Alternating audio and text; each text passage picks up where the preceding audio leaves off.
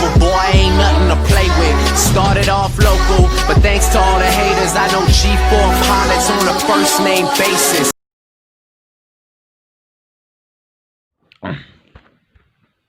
अस्सलाम वालेकुम।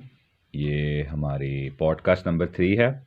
जिस तरह आपको पता है, हमने लास्ट 2 पॉडकास्ट में प्रीमियर लीग और ला लीगा को किया था। यूरोप की टॉप 5 लीग में से जो कवर किया था, 2 लीग्स हैं। आज हम करेंगे सेरिया, और सेरिया में पहली टॉप टीम्स करेंगे सेरिया की। तो हसन बताएं, पहली टीम कौन सी है जिसका मैच हम डिस्कस करने लगे? मैं एक पॉइंट ऐड करना चाहूँगा जी। सेरिया में ना, ये हम रिसेंट वीक को डिस्कस कर रहे हैं। हाँ, लास्ट वीक को नहीं हम डिस्कस, ये जो मिड वीक जो हुआ था उसको नहीं, ये जो अभी बिल्कुल रिसेंटली खत्म हुआ ना यूवेंटस के मैच के साथ, हम वो डिस्कस कर रहे हैं। तो पहला मैच जो है ना, वो ट्यूरिन के स्टेडियम में खेला गया, यूवेंटस वर्सेस सेसोला। जी बिल्कुल, यूवेंटस वर्सेस सेसोला 3-1 से ये विक्ट्री ली गई है यूवेंटस की तरफ से, जिसमें से इसके स्टैट्स हम देख लें तो 23 शॉट्स मारी हैं यूवेंटस ने और 10 मारी है सेसोला ने। और 8 ऑन टारगेट हैं यूवेंटस की, 2 हैं और सेसोला की। 56% है पोजीशन यूवेंटस के पास, पेर्लो 11 के पास, और 44% है सेसोला के पास। जेसन गोल बता दें किसने मारे 3-1 में? पहले तो डेनिलो, बहुत ही अच्छी स्ट्राइक थी उसकी, और सेकंड वन एरन रामसे का, और third one Cristiano Ronaldo and only Ronaldo. और उनकी तरफ से मारा गया था डेफरेल का।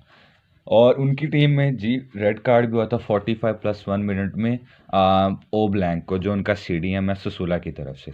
जी एसन गोल डिस्कस कर लें। पहला गोल डेनिलो का एक सुपर स्ट्राइक थी, बहुत अच्छी स्ट्राइक थी, कि जिसने कह लें कि बिल्कुल एक जिसे एक्सपेक्ट नहीं कर सकते, लेकिन बहुत अच्छी शॉट थी।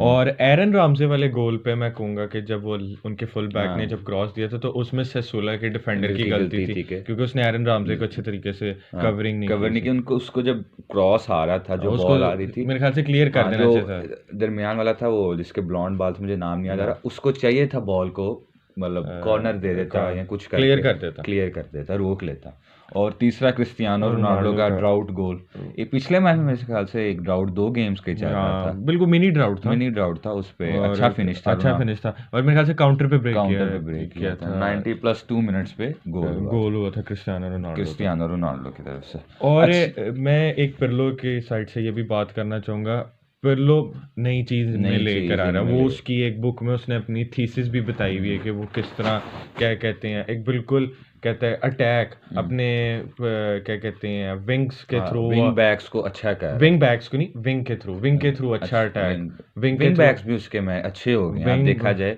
विंग, मुझे वैसे समझ नहीं आती, वो किसी मैच में क्वाड्राडो को लेफ्ट बैक खिला देगा और डेनिलो को राइट बैक, और कभी डेनिलो को यही तो बात राइट बैक और क्वाड्राडो को लेफ्ट बैक खिला देता। जी बिल्कुल, उनकी यही तो बात मैं कह रहा हूँ, उनके विंग बैक्स इतने अच्छे हो गए कि वो पोजीशन भी स्वैप करें, उनकी कोऑर्डिनेशन अच्छी हो गई है टीम्स के साथ। मैं ये कह रहा हूँ, रोनाल्डो उनका मेन मैन वो। हाँ, आपको बताते चले डिबाला और मैकनी की जो फर्स्ट हाफ की इंजरीज है, ये बहुत बड़ा ब्लो है जुवे के लिए। आगे काफी मसला इनके साथ हो सकता है।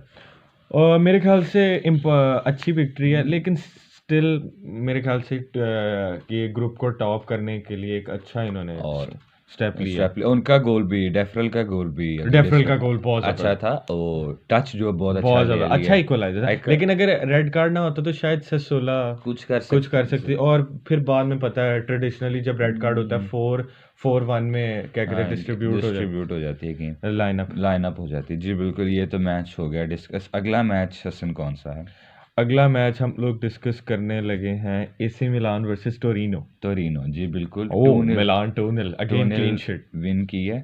और इसमें राफेल लियो ने गोल किया है मिलान की तरफ से, और फ्रैंक कैसी ने पेनल्टी पे गोल। इनकी फॉर्मेशन देख लें मिलान की, 4-2-3-1 से आई है, और टोरिनो आई है 3-5-1 से। तो वैसे देखा जाए तो टोरिनो बहुत ज्यादा ही डिफेंसिव हो गया। बिलोटी इनका अच्छा स्ट्राइकर है। स्टैट्स बिल्कुल डिस्कस करें। 46% पोजीशन थी मिलान के पास, 54 थी टोरिनो के पास। 8 शॉट्स थी मिलान की, 9 थी टोरिनो की।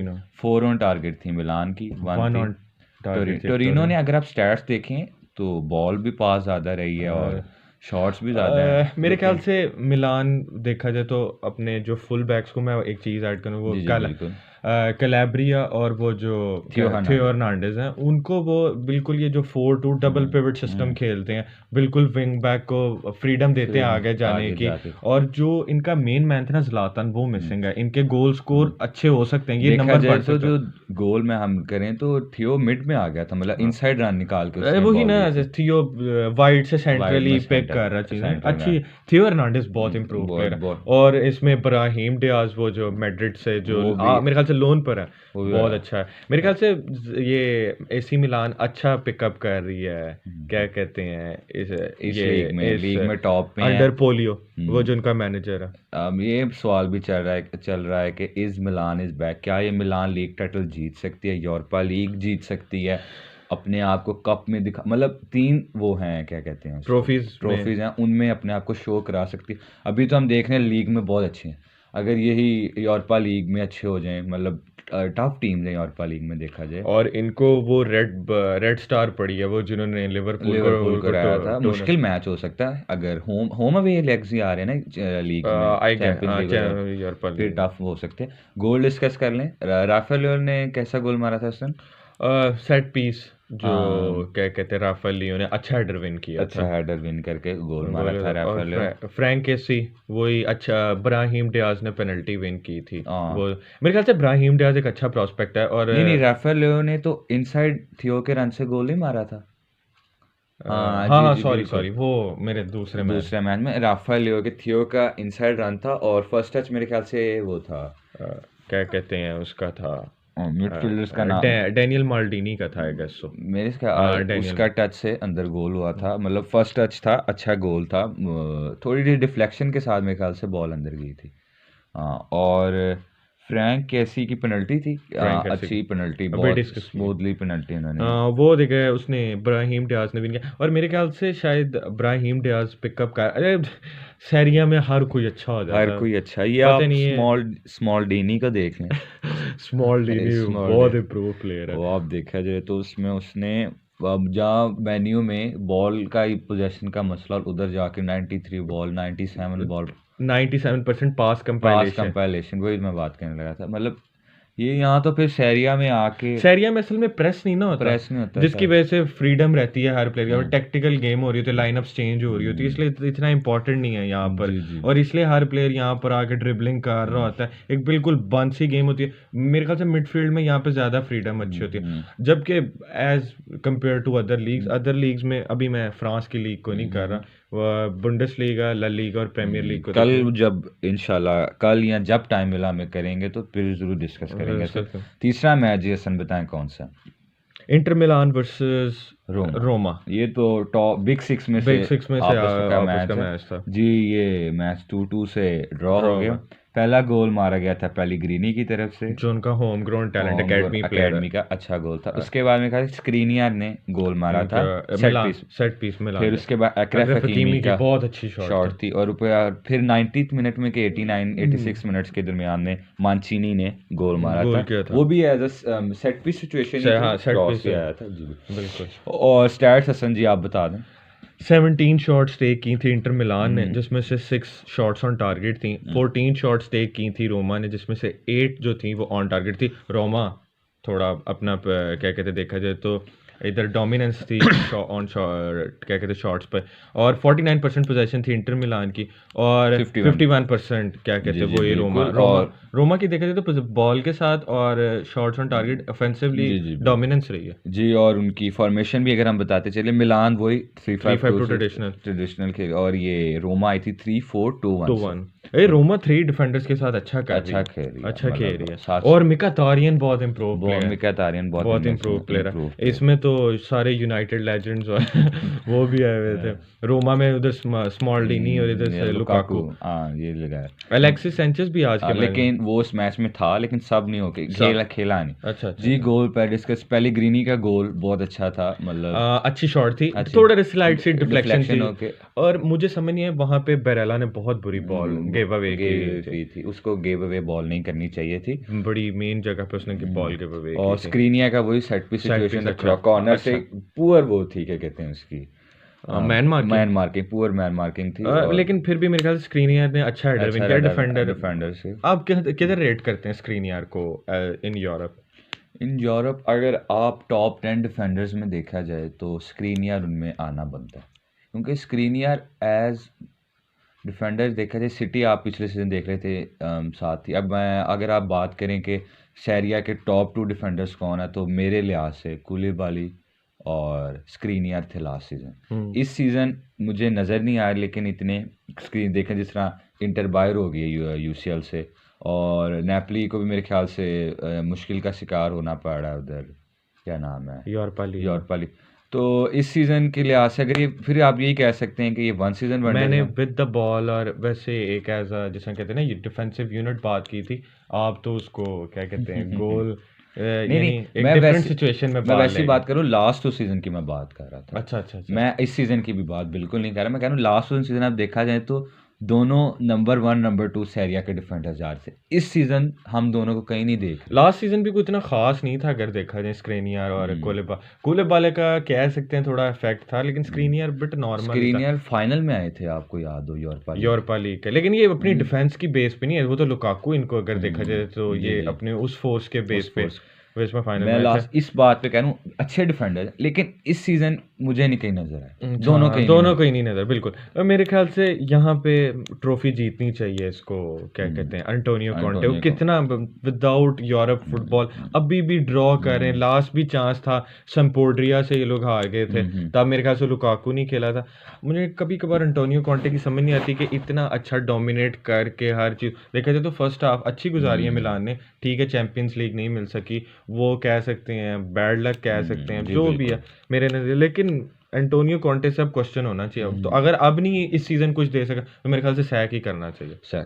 जी बिल्कुल सैक करना चाहिए। और दूसरा गोल मांचीनी का डिस्कस कर लें। हाँ बिल्कुल, वो तो सेट पीस सिचुएशन अच्छी। और मेरे ख्याल से जो वहाँ पर मेरे ख्याल से उसको बतौनी मेरे ख्याल से कवर कर रहा है, बतौनी कवर कर रहा था, वो बहुत बुरी कवरिंग थी उसकी, उसने तो बिल्कुल, और वो बच्चा है मेरे ख्याल से मांचीनी, उसने उनसे अच्छा वो क्या है हेडर विन कर लिया उन दोनों। और ये बात करते जाएं कि अब इंटर मिलान जिस तरह आपकी बात है सैक करना चाहिए अगर इस सीज़न कुछ नहीं होता, तो अगर वैसे ही मैं आपसे पूछ रहा हूँ अगर सैक करते हैं तो आपकी जैसे रिप्लेसमेंट कौन बनती है जो इंटर इस टीम इंटर को चला सके?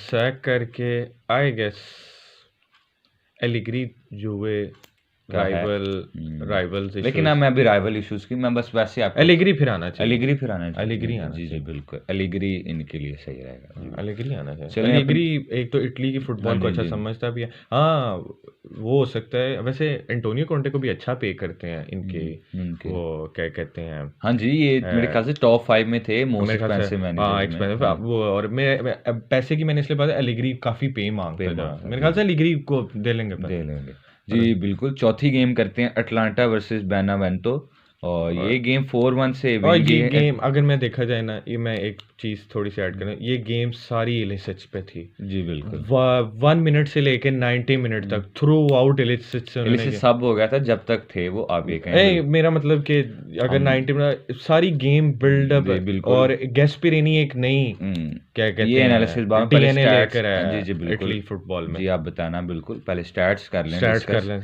जी। 4-1 विन है, पहला गोल किया इलिसिट्स ने, दूसरा किया टोलियो ने, तीसरा किया जपाटा ने और चौथा किया लुइस मोरेला, और उनकी तरफ से जो इक्वलाइजर था वो साउ ले गया था, साउ ने गोल किया था। अब पोजीशन देख लें, अगर 59% पोजीशन थी अटलांटा की और 41 थी बेनेवेंतो की, 27 शॉट्स थी अटलांटा की और 5 थी उनकी, और 12 ऑन टारगेट थी अटलांटा की, 2 ऑन टारगेट थी बेनावेंतो की।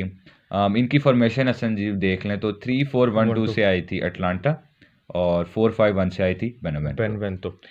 मैं एक चीज़ ये बताने लगा था, जो गैस्पेरिनी है वो एक बिल्कुल नई डीएनए फुटबॉल लेकर है, क्योंकि इटली में ज़्यादा गोल करने और इस तरह की चीज़ों का कोई जिसने देखा कल्चर नहीं है। मैं एक चीज़ आपके साथ एक थोड़ा ओल्ड स्कूल चीज़ हम डिस्कस करते हैं। याद होगा जब सेवन गुरान एरिक्सन का जो लाजियो वाला दौर था, जब पार्मा में नेस्टा वगैरह टॉप लेजेंड्स खेलते थे, पार्मा में एंजेलोटी वगैरह होते थे, अब तब एक स्टैट्स के मुताबिक जो गोल होता था ना लीग में, वो हर 3 गेम के बाद एक टीम गोल गोल करती करती थी जी, थी, यानी बिल्कुल। 0-0 ड्रॉ जाते थे, यानी बिल्कुल डिफेंसिव लीग थी। आप ये बात करें थोड़े साल पहले, मतलब 1-2 सीज़न पहले भी लगा लें, नहीं, तो 1-2 सीज़न तो नहीं, ये मैं 3-4 कहूँगा सीज़न 3-4 सीज़न पहले लगा लें। लगा लें, इतने 1-0, 2-1, 2-1, 3-1, बहुत हाईएस्ट 3-0। 3-0 बड़ी यानी कि डिफेंसिव लीग थी। तो अब गैस्पेरिनी ने आके एक बिल्कुल नया कल्चर डेवलप किया और बड़ा अच्छा कर रहे हैं।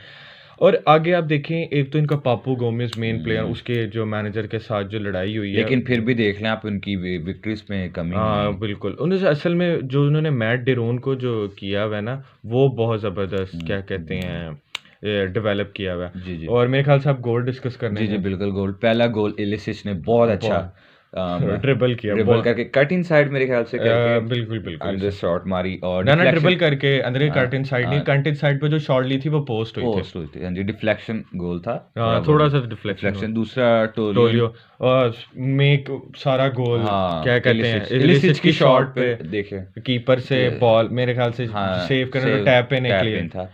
clear और तीसरा जपाटा, इलिसिच की की बहुत बहुत प्यारी प्यारी बॉल बॉल थी। इन थी और जपाटा के टच पे फिनिश था। और चौथा लुइस मोरियाल की बहुत अच्छी कर्लर थी मेरे ख्याल से। हाँ, और वो उसको तो सोलो आप कह सकते अब देखा जाए, पहले दूसरे तीसरे गोल, तीनों गोल में आपको इलिसिच नजर नजर आएगा। आया। पहले पे गोल, दूसरे पे वो जिस तरह आप बता रहे कीपर की शॉट, मतलब सेव किया, सेव किया इस इलिसिच, लेकिन वो टैप इन पे गोल। टैप इन पे, तीसरे पे जपाटा को असिस्ट, और चौथे पे तब तक वो सब हो चुके थे।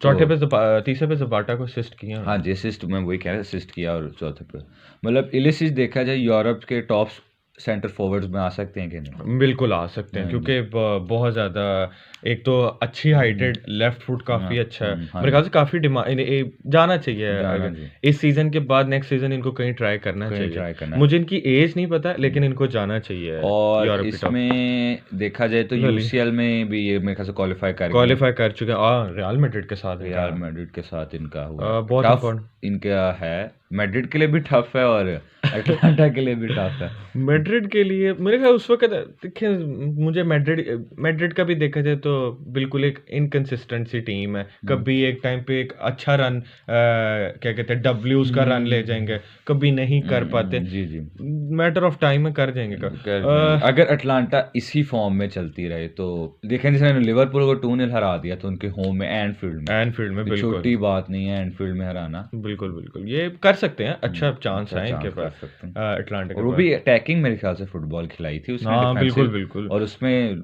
क्लॉप को हराना कोई आसान बात नहीं है। जी बिल्कुल। ये चलें जी, गेम थी अटलांटा की। अब 5वीं गेम हसन कौन सी है? अब है लाजियो वर्सेस पार्मा, जिसमें लाजियो ने ये गेम विन किया 2-0 से। और इसमें जो पहला गोल था वो लुइस अल्बर्टो का था, और सेकंड वन था फेडरिको क्लासिडियो।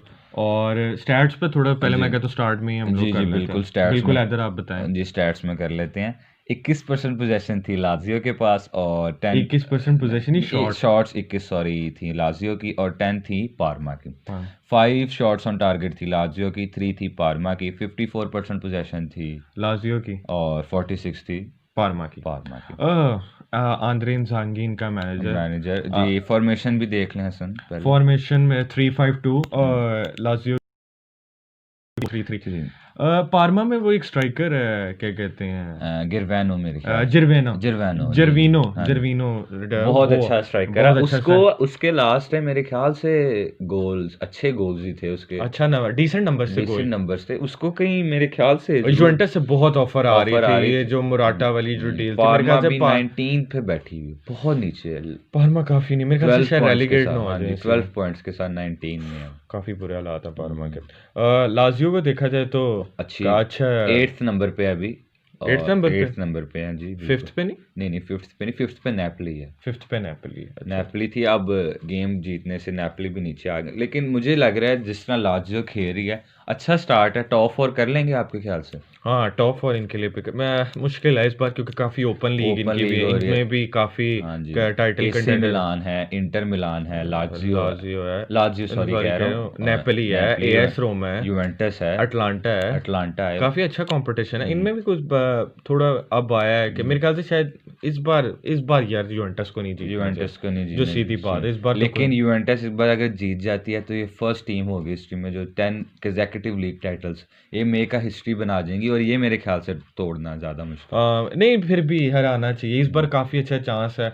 यूवेंटस भी देखा जाए तो इतनी अच्छी फॉर्म में नहीं, ठीक है अच्छा कर रहा है पिरलो, लेकिन बट स्टिल हराना चाहिए, बैक टू द मैच हमें आना चाहिए। हमें मैच में आना चाहिए। जिस तरह मैं क्लासिडियो की आपके साथ बात करना चाह रहा था, जो स्ट्राइकर है, जो स्ट्राइकर है बहुत अच्छा फिलिपे क्लासिडियो, सॉरी मैंने फेडरिको क्लासिडियो, ये फिलिपे क्लासिडियो क्लासिडियो अच्छी, मतलब इसके आप शुरू में चांसेस देखते हैं, एक हेडर मिस किया था, वो बहुत मिस किए हैं, मिस करने के बाद एक गोल, और बहुत अच्छा सेटअप गोल किया था क्लासिडियो के लिए, वन टच पे वो अच्छा, जो सेकंड गोल था लाजियो का, वो तो बहुत अच्छा, बहुत जबरदस्त बहुत वन टच जबरदस्त फुटबॉल किया, थी। टेस्ट क्या नाम है, क्या कहते हैं उसको, चेक किया था, अच्छा गोल उन्होंने मारा था।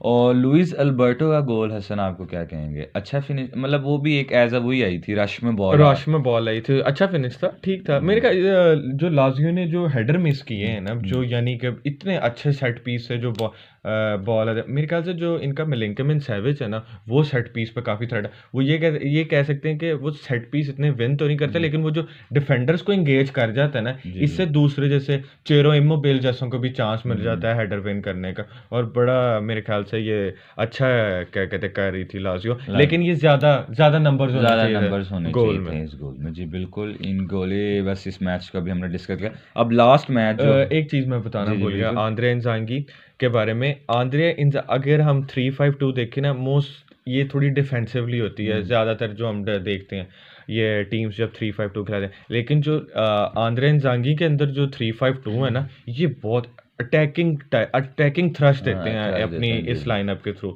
और जो क्या कहते हैं मिलिंकमिन सेविच का रोल है ना, वो डियोंग जैसे आप लगा लें बार्सिलोना का, वैसा रोल है। मैं बड़ा इंप्रेस था मिलिंकमिन सेविच की इस परफॉर्मेंस से, और मेरे ख्याल से हमें अगले गेम में आ जाना चाहिए।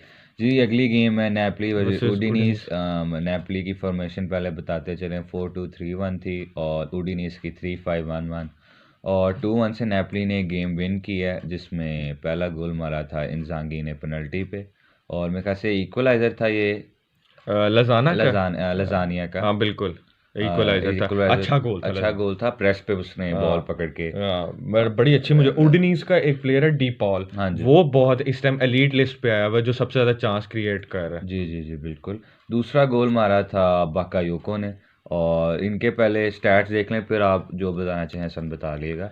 बाकायोको का गोल था मेरे ख्याल सेट पीस पे जी गोल। और जो नेपली ने शॉट्स टेक ऑन किए वो 17 है, और 17 ही उडिनीज ने टेक ऑन किए हैं। 8 ऑन टारगेट है उडिनीज की, और 6 ऑन टारगेट है नेपली की, और 37% पोजेशन नेपली ने रखी, वो हमें पता है क्यों, क्योंकि गटूसो साहब आए हुए और 63% उडिनीज ने रखी हुई है। अच्छा देखा जाए तो ये डिजर्व कर रही थी उडिनीज मेरे ख्याल से गेम विन करना। उडिनीज ने काफ़ी अच्छा मैच ये खेला था। नेपली वही सिट बैक करके काउंटर पे इन्होंने गेम खेलने की कोशिश की, और इतनी कोई ख़ास नहीं नेपली लगी, यानी भागने वाली चीज़, यानी जंगली उसने बना दिए गटूसो ने प्लेयर्स को, लेकिन फुटबॉल इतनी कोई ख़ास नहीं। 4-2-3-1 में भी जो इनके विंग बैक्स हैं, मैंने उनको इतना आगे नहीं आते देखा पीछे के। और इंजागी का बताते चलें, एक उसने हिस्ट्री बना ली है, 7th नेपली टॉप स्कोरिंग में 7th नंबर पे आ गए हैं इंजागी, सॉरी इंसेनिया 7th नंबर पर आ गए हैं। मतलब इनके लिए अच्छी चीज़ है, थोड़ा मुराल। इंसेनिया और मर्टेंस की काफ़ी अच्छी आपस में पार्टनरशिप है, वो छोटी हाइट्स के हैं लेकिन गोल काफ़ी करते हैं ये। बिल्कुल, ये जब का मैराडोना वो पास्ट हुआ था, ग्रेट मैराडोना, उसके बाद इन्होंने काफ़ी अच्छा, बड़ी मुझे लगता है उसको ट्रिब्यूट के लिए इतनी अच्छी अच्छा कर सकते हैं ये लोग नेपली भी। और मेरे ख्याल से देखा जाए तो गटूसो को मेरे ख्याल से एक अच्छा कैंप चाहिए इनको, नेपली को। नहीं, वो मर्टेंस ड्रॉप कर लेता, अच्छा खेल लेते हैं। मर्टेंस ड्रॉप करके आए थे, लेकिन फिर एक स्ट्राइकर की कमी पड़ जाती है, जहाँ तक मैंने देखा है। इंसेनिया कर लेता है कवर, लेकिन इंसेनिया थोड़ा विंग पे होता है। मेरे ख्याल से इनको एक अच्छा नंबर 10 चाहिए। नंबर 10 सीडीएम भी आप देखा जाए तो बाकायोको आ गया। हाँ जी बिल्कुल, बाकायोको तो बड़ा अच्छा जबरदस्त, वो पता नहीं किधर घूमता फिरता। पहले एसी मिलान था लोन पे, फिर इधर पक्का चेल्सी का हो गया। पक्का पक्का चेल्सी का हो गया। लोन खत्म कर दिया लोन ना खत्म उसको। कर पहले दिया। लोन पे हर इस तरह जगह कहना कि चेल्सी से क्या कहते हैं सेल आउट हो अब गया वो- प्रॉपरली, नेपोली है ना, पक्का वैस- पक्का चेल्सी का हो गया। वो वैसे तो ही कुछ वजह है आपको बताने के लिए जी बिल्कुल। ये गेम खत्म, सैरिया का डिस्कस खत्म हो गया, टॉप गेम्स के बारे में हम लोगों ने सैरिया को सैरिया कर लिए। अब हम आपको बता दें टॉप प्लेयर और टॉप 20 में से टॉप टीम कौन सी की है।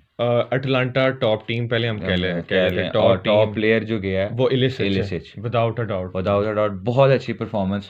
हमें पता है कि आप लोग सैरिया बहुत कम देखते हैं, लोग कम देखते हैं। कम देखें, लेकिन आप जरूर गेम देखें अटलांटा की। इसमें आप अगर इलिसिच की पर्सनल परफॉर्मेंस जिसे कैसे देखना चाहते पर्सनल हैं परफॉर्मेंस आप देखें तो आप जरूर देखें। और पहली बात एक मैं चीज़ इसमें ये भी ऐड करना चाहूँगा, यहाँ पर क्या कहते हैं पाकिस्तान में जो ब्रॉडकास्टिंग है ना वो बेसिकली ज़्यादा ला लीगा और प्रीमियर लीग की होती है। ये जो है ना सेरिया, बुंडेस लीग और लीग वन, इसको हम थोड़ा बाद में बैठ के मैच देखते हैं नहीं थोड़ा। सैरिया की होती है, ला लीगा की नहीं होती।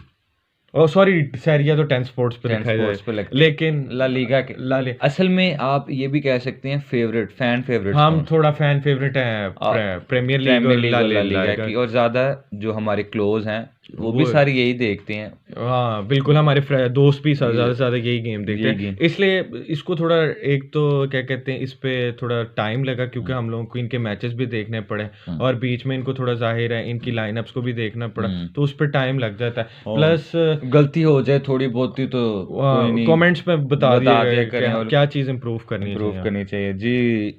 चलें हसन, आज के लिए मैं एक चीज़ बताना चाहूँगा। बिल्कुल बता मेरा ये कहना है कि जो बुंडेस लीगा और जो लीग वन होगी ना उसको हम इकट्ठे कवर करेंगे, क्योंकि बुंडेस लीगा और जो लीग वन है वो दोनों क्या कहते हैं इतने हम लोग कवर तो नहीं कर सकेंगे उनके मैचेस, क्योंकि टॉप टीम्स भी उनमें से कुछ हैं और जो इस टाइम टॉप टेबल पर होंगे ना हम उनको मोस्टली कवर कर सकेंगे।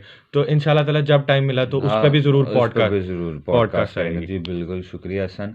चलें जी, ये थी आज की पॉडकास्ट सैरिया पे। इंशाल्लाह अब टाइम मिला तो ज़रूर अगली पॉडकास्ट हम करेंगे। चलें हसन, क्या कहना चाहेंगे आप एंड पे। मैं यही कहना चाहूँगा कि अब इंशाल्लाह ताला नेक्स्ट पॉडकास्ट तक क्या कहते हैं वेट करें, और प्लस जो इंस्टाग्राम पे जो पेज है ना द फुटबॉल रैप, उसको प्लीज़ फॉलो करें उस पर, क्योंकि स्टोरीज आती रहती हैं और रेगुलर पोस्ट आ रही होती है, तो उसको ज़रूर फॉलो और इसको हमारे चैनल को भी सब्सक्राइब करें। So take care, stay safe and goodbye. I know G4 pilots on a first name basis.